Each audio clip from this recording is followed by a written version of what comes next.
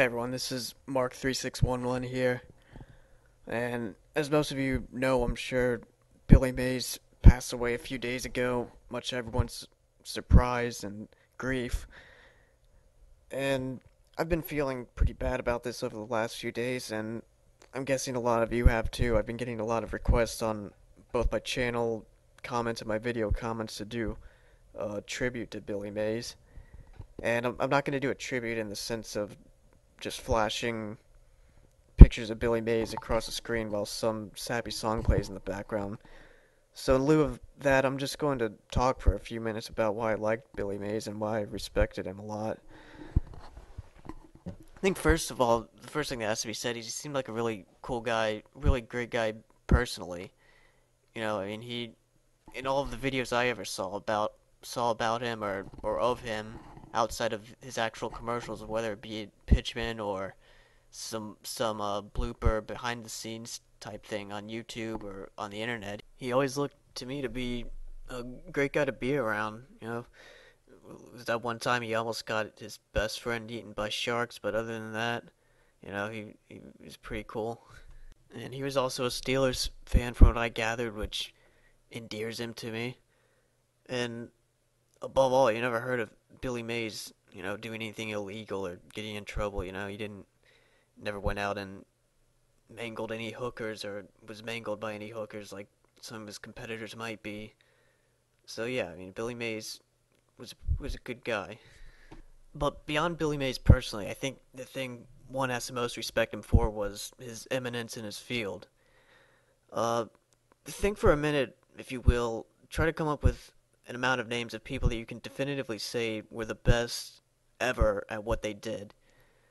I'll try that, and I'd imagine you won't come up with very many names. You might come up with no names at all. But Billy Mays, I think, was one of those people that could definitely be on that list. He was by far the best television pitchman ever, best television salesman, and probably the best salesman, period, in the history of trade. And I'd like to talk briefly about a few of his products that really highlight his greatness in his field. Billy Mays was known for quite a few quirky products, like the Big City Slider Station, the Handy Switch, the detergent ball. So I want to talk about the Big City Slider Station first of all.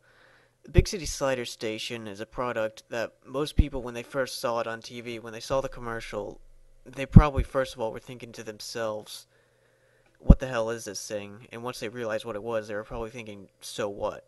It wasn't a product of any great inherent utility, and it didn't perform any tasks that was really all that important. You can make mini burgers without it pretty easily. So anyone who ever purchased this product would have had to have been convinced by Billy Mays.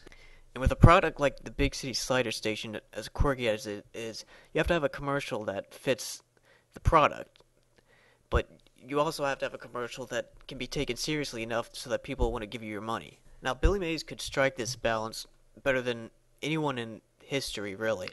I mean, he could spit off some lyric like, the double-sided non-stick surface is so slick, not even burnt-on cheese will stick, while smiling like a maniac, and people would still take him seriously for some reason. It was just some innate talent that he had that nobody else had or probably ever will have. I mean, think to yourself, if anybody else in the world could sell a product like the Big City Slider Station on TV.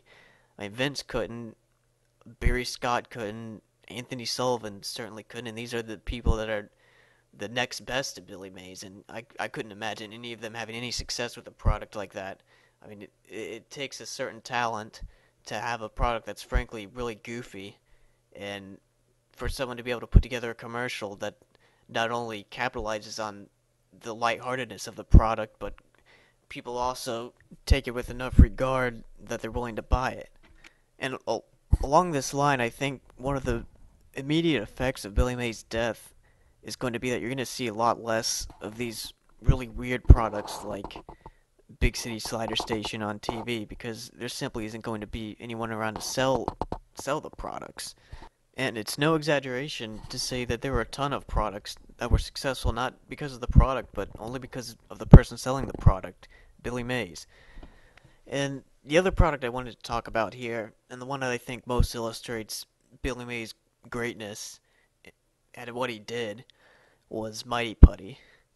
Now, Mighty Putty, contrary to what Billy might have tried to convince you, is not anything spectacular. It's not anything that really does anything that you couldn't do with a number of other products that you could buy at a hardware store, Home Depot, or anywhere else, such as caulk or glue or epoxy, like Billy hates in his commercials. But despite the fact that Mighty Putty was a completely unextraordinary product, it was still a mega hit for Billy Mays. And the reason I think that is because Billy Mays was smart enough not to sell based on the product itself.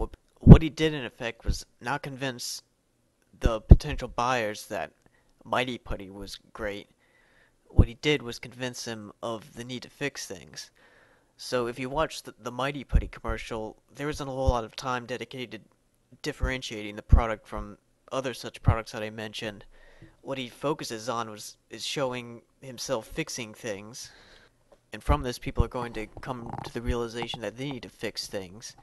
And when they reach that point, they're not going to be thinking to themselves, at least most of them aren't going to be thinking to themselves to go to Home Depot and buy some super glue. They're going to see the Mighty Putty, and that's going to be the thing that's in their mind. They're going to want the Mighty Putty because they see Billy Mays fixing something with it right there. And that's probably the hardest pitch Billy Mays has ever made, is convincing people to actually get up and fix something, because most people are lazy and they don't want to fix anything. They're fine with things being broken just so long as it doesn't inconvenience them at all or force them to exert any energy. But Billy Mays managed to convince millions of people to go fix stuff. So, I mean, that's pretty impressive in itself. And for a few seconds here at the end, I'd just like to address the state of my YouTube channel. Like I mentioned in the post I have up there right now, the videos I make of Billy Mays were never intended to insult him to begin with, so those are going to remain up. And I've also heard a lot of questions over the last few days about whether or not I'm going to continue to make Billy Mays videos. And the answer to that is yes and no. Currently, I don't have any in the works immediately, but that's not because Billy died. That's because I've just been working on different projects, different videos for the time being, which may or may not involve Billy Mays. I'm honestly not sure yet. But I'm going to leave the videos that are up there now. I'm going to leave them up because I don't believe they're insulting to Billy Mays. I mean, if people construe them that way, then I think that's their mistake, because that's not what I made. That's not the intent I made them with. And if I make any in the future that are similar, I imagine I'll probably run into the same type of complaints. So I just want to get it out right now that nothing on my account is intended to disparage Billy Mays. That was the case when he was alive. That's going to continue to be the case now that he's dead.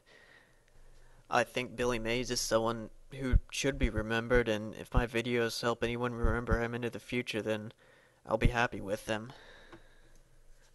So, I'm going to miss Billy Mays, and I'm sure a lot of other people will as well. Rest in peace.